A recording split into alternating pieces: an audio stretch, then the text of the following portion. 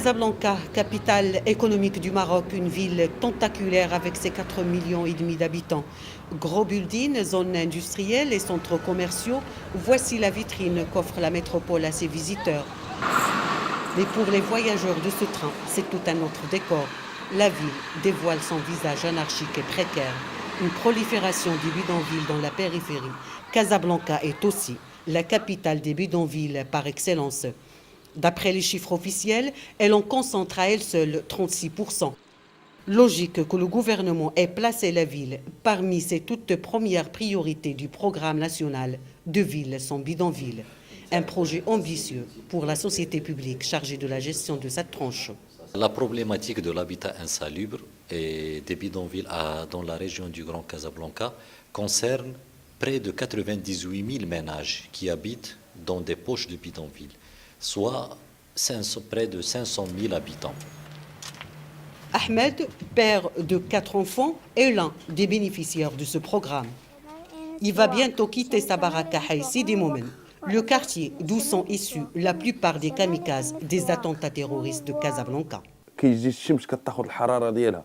Nous sommes exposés à la canicule en été et au froid pendant l'hiver, une souffrance permanente. Ce projet est notre espoir. Nous aurons enfin droit à une vie digne comme les autres. Vivre dans la dignité et avoir un logement décent, c'est le rêve des 500 000 habitants des bidonvilles de Casablanca. Un rêve difficile à réaliser pour la plupart. Les obstacles sont nombreux.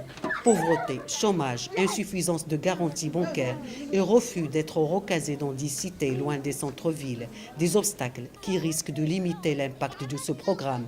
Des solutions alternatives s'imposent pour apporter une aide sociale et financière à cette population, dont 20% n'ont aucun revenu.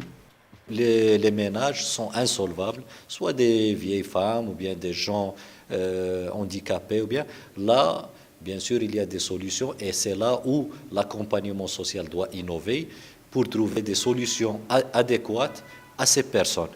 À ces personnes en les traitant cas par cas. Avec 800 millions d'euros, l'État contribue à hauteur de 50% du budget de ce programme national de lutte contre l'habitat insalubre. Depuis 2004, le programme a permis le relogement de 15 000 familles. Le gouvernement veut éradiquer les bidonvilles d'ici 2012, une échéance qui sera difficile à tenir.